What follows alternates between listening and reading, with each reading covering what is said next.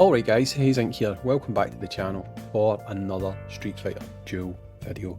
So in today's video we're going to have to do this in two parts because only part of the new EFFIGY clash is available.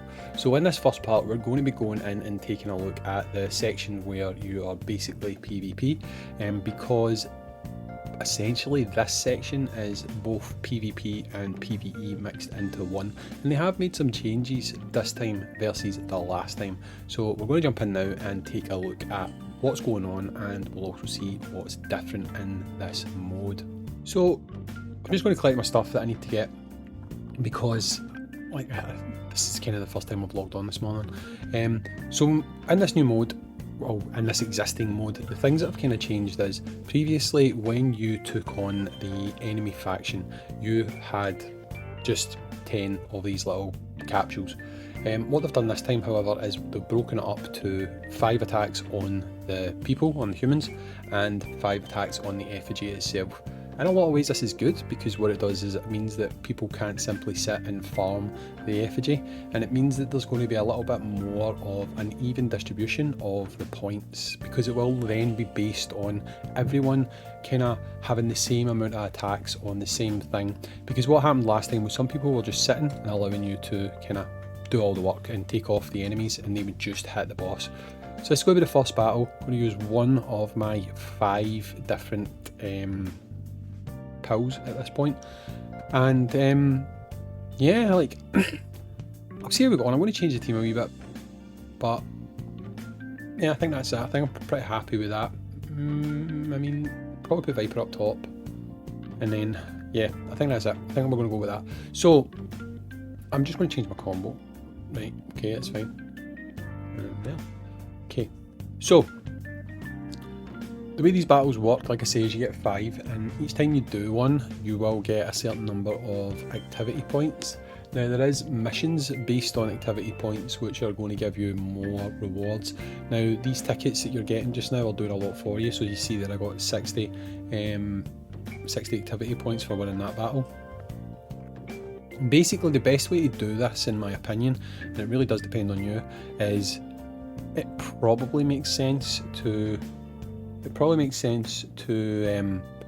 take on the same enemy, wipe it out, someone else can wipe out the next one, so on and so forth. You know, it's probably the easiest way to do it. For the purposes of this video, I'm probably going to try a couple of different ones, but then I think I'll make sure I do at least a couple of additional hits on the guy at the end. Well, the guy at the start, you know. The guy I hit at the start, will do it again at the end. God, my language skills just really are lacking at this time in the morning. Because then that way at least we're getting someone quite close to almost being killed off. So you can see again there, that's me lost 2 of those energy pills now, and we've got 1 extra set of additional points. So if you are someone who is like maybe like a co-lead or a leader in the guild, you do get some additional kind of things that you can do. I'll take a look at that the next one, I think, actually. Like set priority targets and stuff like that. Let's see how we got on with this one as well. So this is going to be 3 battles.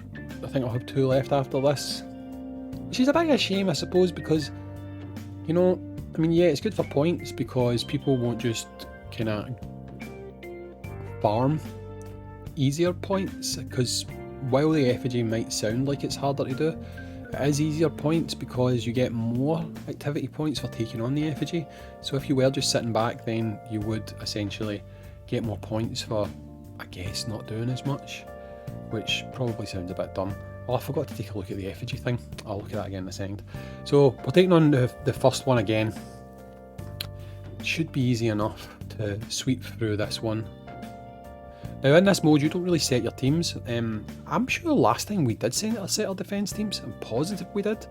But this time I didn't set a defence team or anything like that, and I was automatically set as one of the guardians. So there is that. I'm not really sure now how you change that, because I never got the opportunity to do that, you know. But hey, everything's working fine, so no any complaints from me there. So yeah, you have got this priority target thing. So if you were like the leader or the co-lead, you could set a target of who you want people to go for and who you want people to kill. Is it useful? I mean, I guess if you're a low-level faction and there's someone who's easier, that you could maybe set them as your target, and it might make things a little bit easier for the rest of your faction mates. That would be a tactic, but depending on the kind of faction you're in, whether or not you're going to use that, it remains to be seen. I don't think we will be using it in our faction, because I'd like to think we will have unlocked and moved on to stage 2 pretty quickly, hopefully. I guess it's just a matter of how active people are going to be on this in the morning. If you're not in an active faction, I suggest, if you can, try and get one for the next time this comes around, because if not, then it's going to be pretty difficult for you. So you cannot attack the guild effigy until you have taken out the people guarding it. I don't know whether or not you can take it out when one person's down. I think you maybe can. It's hard for me to remember. But yeah, as you can see at the side actually, once one person's down you can attack it, and 2 people it's easier, but I'd personally wait until it's all the way down, or you're just going to make things really difficult for yourself.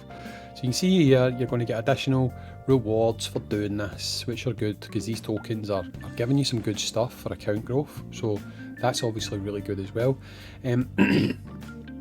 If you're someone who is monitoring this, so like if your faction is something that you're in control of, then you can basically keep an eye on how things are going, check the status if people are like upgrading your effigy statue and stuff like that. You can even go in to look at player reports, see like who's got wins, who's got losses, if the losses came, who did they come against. So on this one, if I keep my thumb running about here, I should be able to do this, looking at my viewfinder. Yeah, on this one, you can see here that my faction so far, I've only had 1 loss. I think that might be my team. I'm not 100% sure, but I think it might be my team.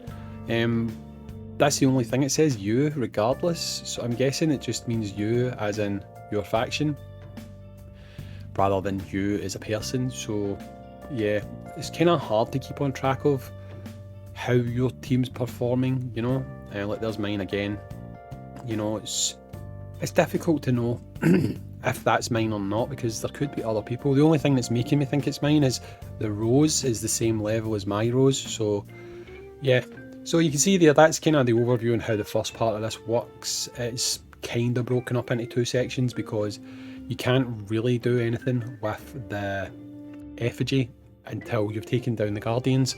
Well, you can, but I don't recommend doing that because you'll just make life more difficult for yourself. So once I've unlocked the effigy, we'll be back and we'll have a look at strategies for taking down the effigy boss. I've been Hayzink, thanks for watching, and I'll catch you in the next one. Peace.